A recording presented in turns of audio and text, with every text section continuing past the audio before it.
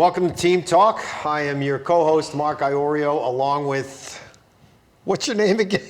Wow. Milton Corsey. Really? Milton Corsey. Hey, how you doing, Mark? It's a pleasure, as always, to be here with you on Team Talk. Thanks, my friend. Yeah. So listen, Team Talk, we joke around a lot, but it's a serious business, man. We're talking about how to build inclusive teams, how to build teams that are diverse, in all aspects of diversity, right? Absolutely. And today we are really fortunate to have Melissa Fox on. Melissa is Executive Vice President. Chief Operating Officer. Chief Operating Officer at Acenda Health. I mean, Melissa, we are so delighted to have you on the show. It's quite a pleasure. Thank you very much. I'm excited to be here. Yeah, absolutely. Yeah. So, one of the things we talk about often is building these inclusive teams. How, Milton and I talk about this a lot, Melissa. It's not an easy task. Right. Building people, bringing people around the table who think differently, who might look differently, et cetera, is not easy. How do you do that? How do you actually build a team that is including everyone, right? Mm-hmm. I think, Mark, that's a great question. I think where it starts is respect. And, I can't underscore that enough. If you don't have respect, not only for your mission, but for your team and all of the potential value that they bring to the table, then you're really starting out at a significant deficit. So as leaders, we need to approach every single, gathering, initiative, even management and oversight of our agencies and departments with a commitment to respect. So respecting other people's perspectives. So the rich perspectives that all the different voices that we have around the table, literal or proverbial table, add value to what it is that we're looking to accomplish. So my perspective would be different, of course, from Milton's, which would be different from yours, Mark. So being able to bring a level of respect and having it start there, I think is what's key. Because there are too many times I see leaders who think that their way is the way, that their voice is the voice. And people who sound like them are the only relevant voices to have at and around the table and as part of the discussions. So once you start to expand your view and expand your ability to receive that and not only receive it, but respect the value that it brings, then that also leads you to want to gain more of that. Get more of those diverse voices. Be open to those diverse voices that can add value, heft, and even improve outcomes for whatever it is that you're looking to achieve. So I think that's where it really does begin, Mark. I think it has to start with respect. That's so well said. It's a lot easier said than done, I think, a lot of times. Absolutely. Right? Isn't it? Yeah. Especially with leaders who believe, as Melissa said. Melissa, you've been around people like this all the time that think it's their way and the only way is to lead because they think that they have been blessed with the mantle to go out there and lead the charge without including everybody. It's easier said than done. Yeah, for sure it is. For sure it is.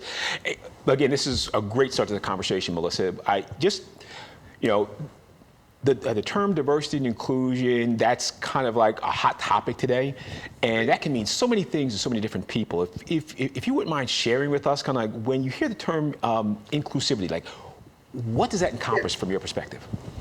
Yeah, and it's actually, Mark, you touched on it at the very beginning. There are lots of different ways to look at diversity, equity, and inclusion. And I think it really starts with an organization. So like for Acenda, we looked within Acenda and really tried to determine what voices are we missing based on the populations we serve, based on the way that this country is looking, based on what the needs of our agency are and the needs of our community. What voices do we need to have, and are we not having represented as thoroughly as it should be? So when I think about inclusivity, it does tend to it needs to be unique, I think, to each company, each agency, each department, because it is not going to be a generic one size fit all. I don't think that's what inclusivity can be, but I do think that if we were to try to come up with a general definition of it, Milton, if you're going to put me on the spot and I'm going to give you kind of what I think inclusivity is, it really is about filling in those gaps.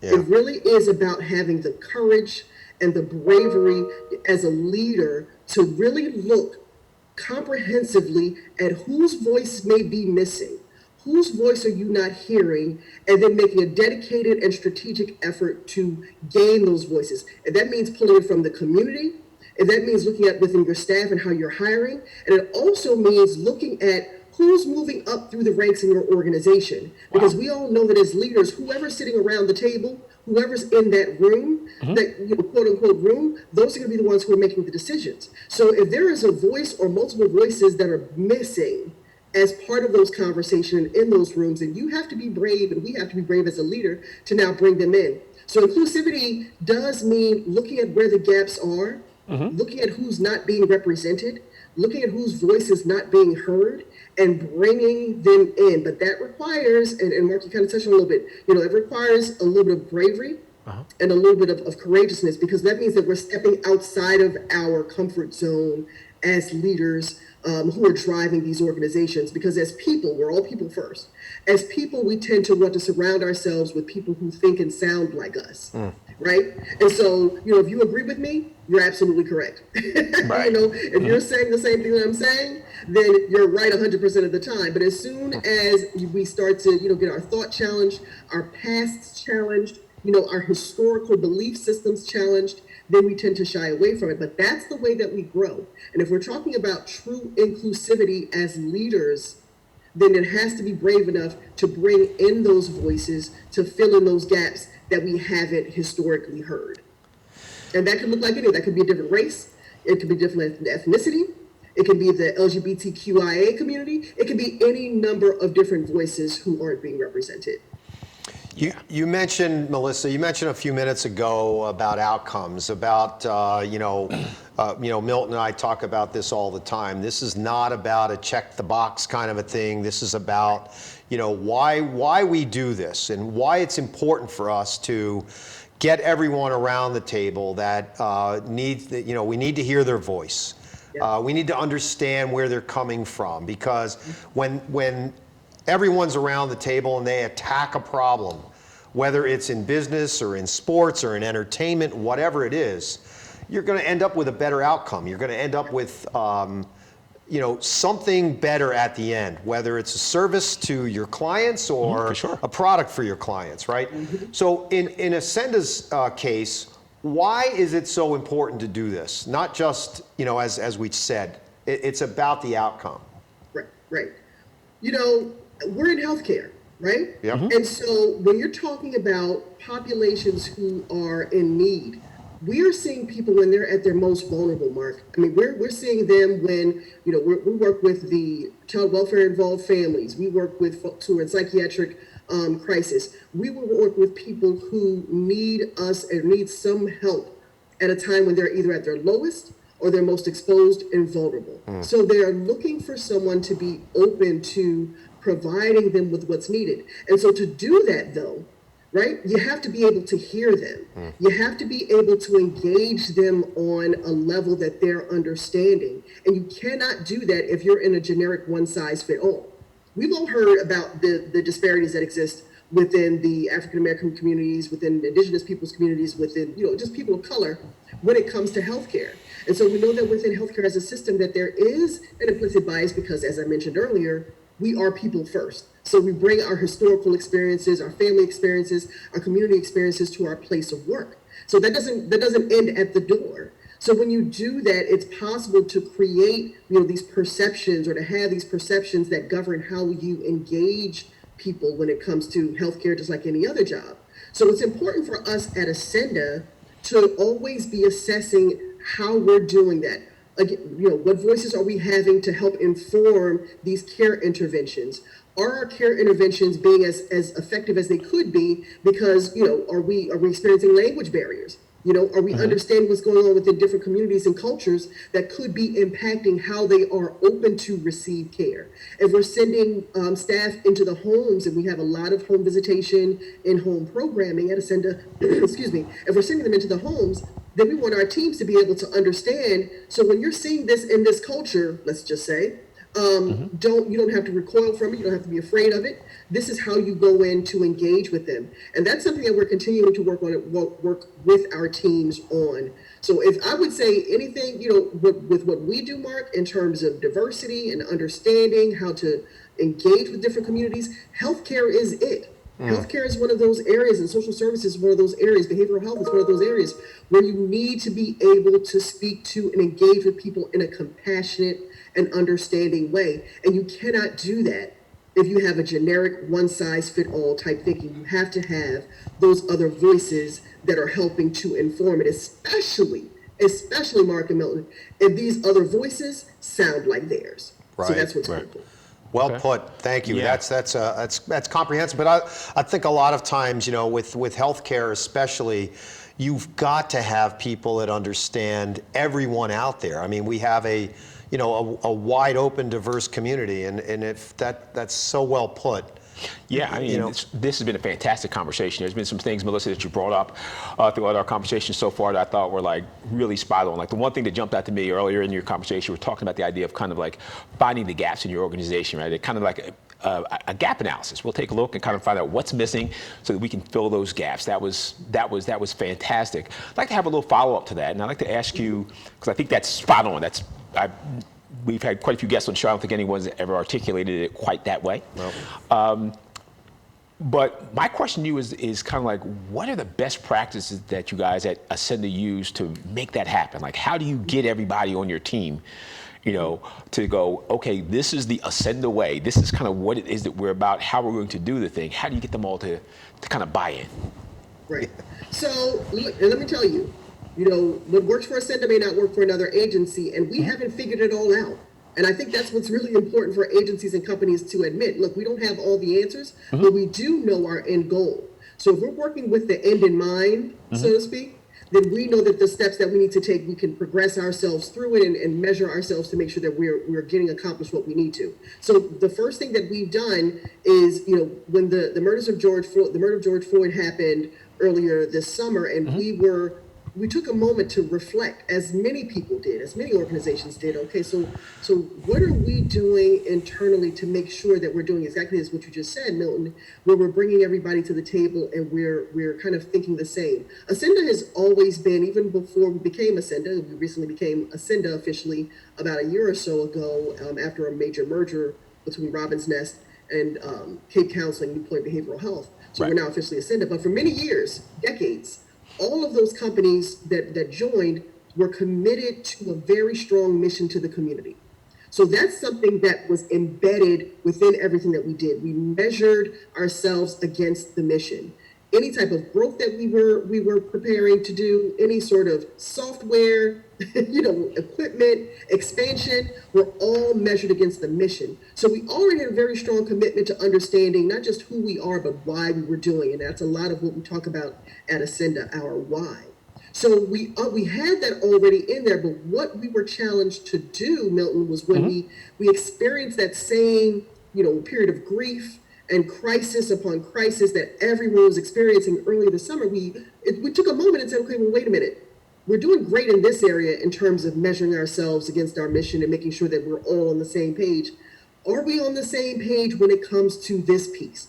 Are we all on the same page when it comes to diversity, equity, and inclusion? Because we're all bringing different experiences to the table. And so there might be some just assumptions that we're making, right? As people, we're like, oh, well, let's assume everybody's thinking the same thing. We all assume that we're going to be doing the right thing and committed to what we perceive as the right thing. But we know very well that that may not be something that is consistent across the board in terms of what that thing may be. So we took a step back. And what we said was, okay, let's make sure we define clearly, even if it's not redefining, maybe redefining in some ways, but let's make sure that we're clear on what it is and who it is that we want to be when it comes to this area. We know what our mission is. So let's make sure that we have something that's very closely related to that mission that speaks to our inclusivity, that speaks to the voices that we want to have at the table. So we started there, we kind of revamped, and then we moved from there. We've been measuring ourselves against that ever since. Fantastic, fantastic. Melissa, we're going to have to take a quick commercial break. When we come back, maybe a follow-up question to that with the diverse cultures that prior to the merger, how that sort of, as Chief Operating Officer, how you were able to mold everyone together. We'll come back after this message from our sponsors.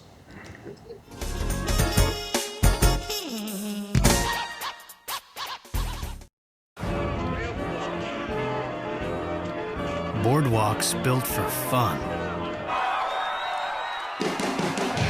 Legendary rock and roll clubs. This is how we do it. Hippity hop. Casinos by the ocean. Hippity hop. Now that's New Jersey. 130 miles of beautiful beaches. Solid rock. And everything in between. Look in the window.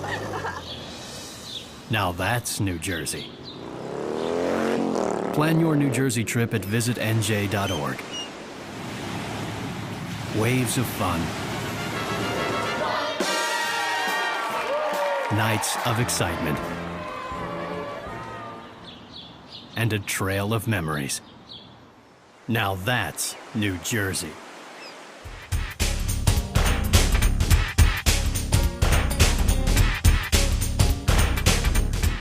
Welcome back to Team Talk. Pretty great conversation with Melissa Fox, Chief Operating Officer at Acenda. For sure. I'm Mark Iorio. This is Milton Corsey. Melissa, as a follow-up to the question before the break, Milton was talking about how you get everyone to sort of row in the same direction. You know, with the mergers that took place to create Acenda Health, what was that like? I mean, as Chief Operating Officer, how were you able to, you and the staff, obviously, the leadership staff, able to merge all those cultures together to build one solid North Star mission?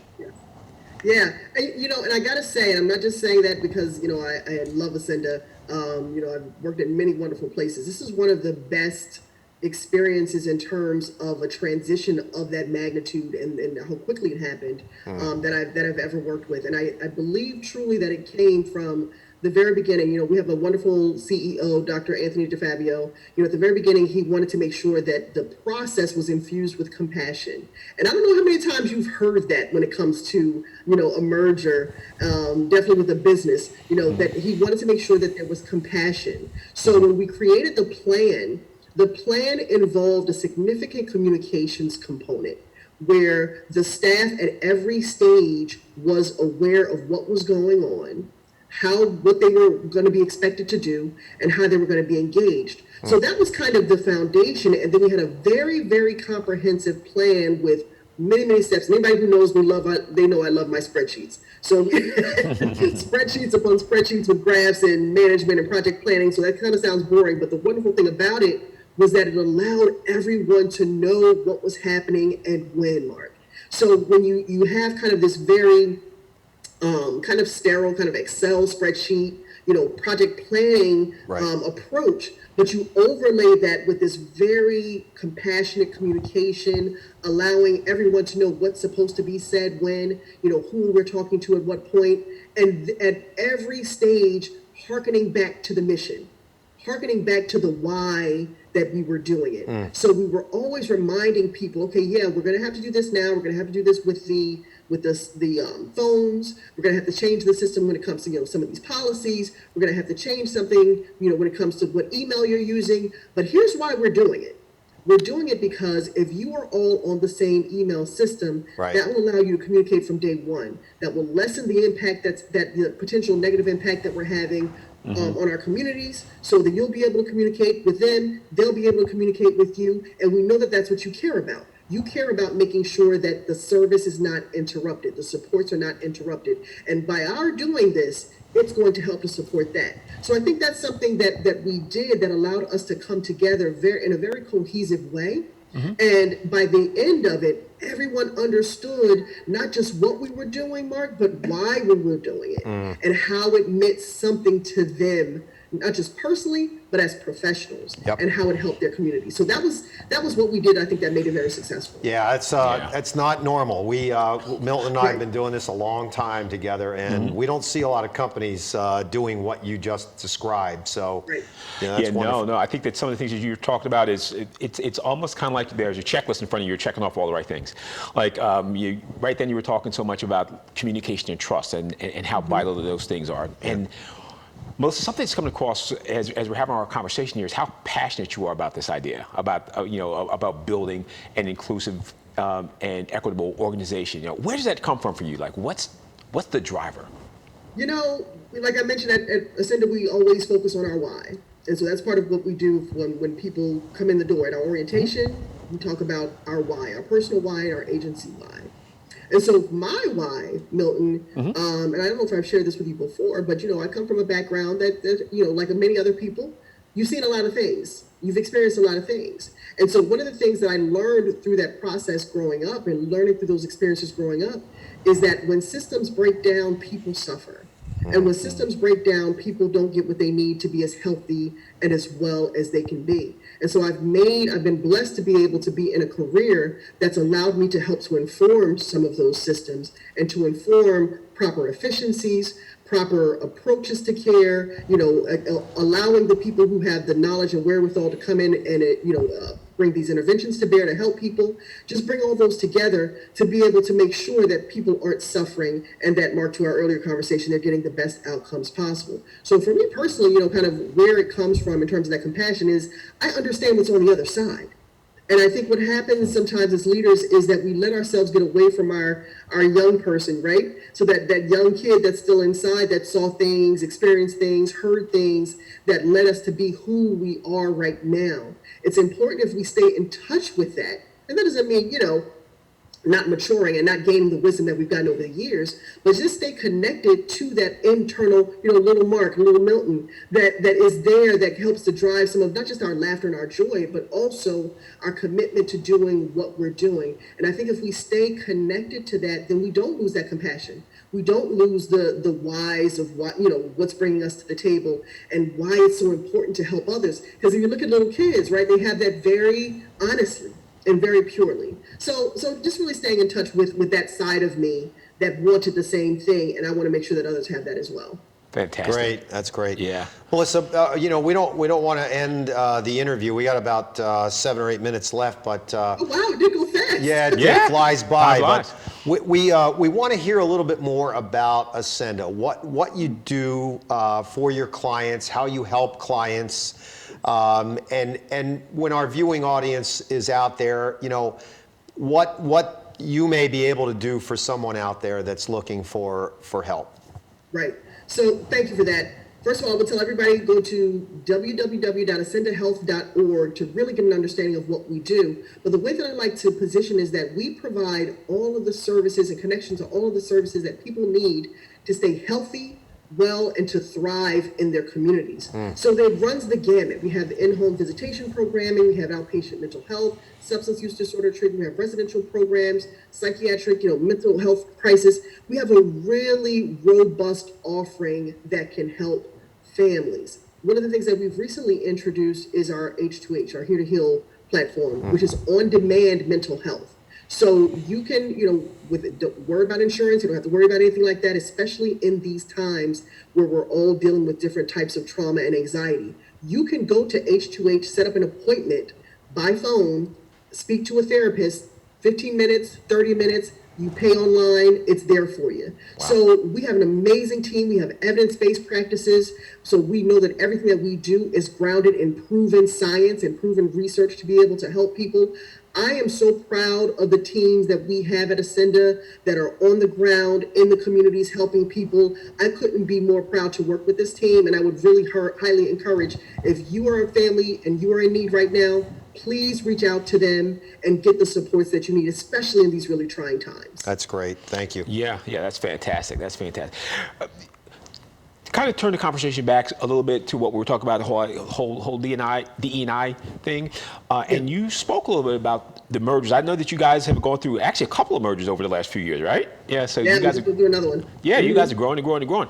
Could you give us kind of like and you spoke to this a little bit, but if you could give us a kind of a case study about how you manage that whole process, that would be helpful. The merger or the DEI? The DEI as it relates to that merger, like when you were bringing the organizations together, right? How did you get that? How did you create the cohesion that became Acenda?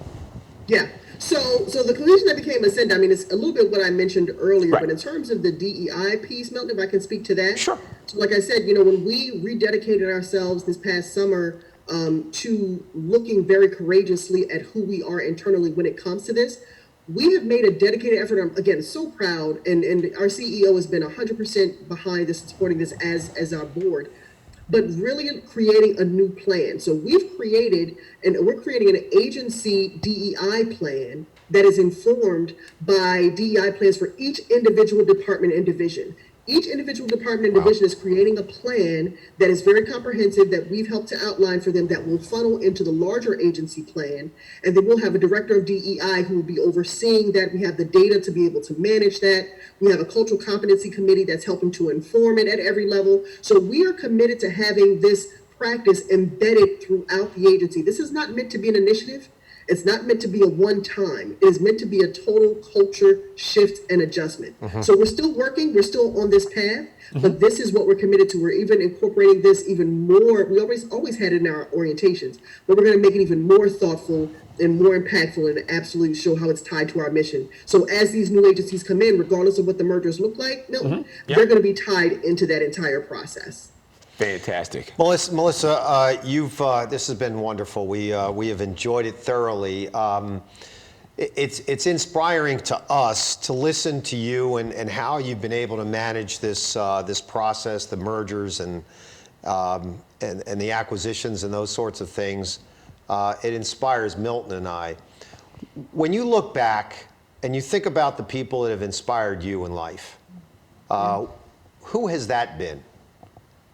It's funny because it's not one person, right? I feel like a kind of a leech because I pull from people as I meet them and try to gain what I can. That's okay. I would say as a block, and I've spoken about this before, the women in my family and the women in my close family friend group, when I look around at, some of the things that they've experienced and that they've done and that they've powered through and still rose at the end, some of these wonderful professional women who I've come in contact with, as a woman in leadership, it's important for me not to feel alone and be able to be connected. So to be able to see these wonderful, powerful women, some I'm related to, some I'm so close to, seems like I'm related to, and then just some really great friends. I have a wonderful mentor, Alice, who lives in Virginia, who I'm able to pull from all the time. And so those are the people that inspire me with everything that they do, how they continue to rise, how they continue to learn and push themselves. So I would say just as a group, the women around me, the women I've been able to experience in my professional and personal life. Wow, that's wonderful. Truly is. We're going to leave you with this thought. We just saw a published survey from MIT Sloan, Melissa, where they teamed up with Glassdoor and surveyed the top 500 companies in the United States, and they found 21 corporate, they call them culture champions, right? More than half of them are run by women. So more than half of the people on that list, the culture champions list, were run by women. There you go. We cannot thank you enough for joining us on Team Talk. This has been wonderful. If you just tell the audience again one more time how to get in touch with Acenda Health, that would be wonderful. Absolutely. Thank you. Everyone go to www.acendahealth.org, and that's Acenda, ACENDA, health.org. Thank you so much. You're welcome. Fantastic. Melissa, thank you so much for coming on the show. It was fantastic. I know our audience is all the better for this conversation. Absolutely. Thank All right. you. Have a wonderful and safe week. Well, that's it. Yeah. Great show. Absolutely Thanks. was. That was wonderful. All right. All right. That's it for Team Talk. We'll see you next week. All right. Same Looking time, forward to same it. station, right? Yep. Right here. Absolutely. Okay. Take care. Take care.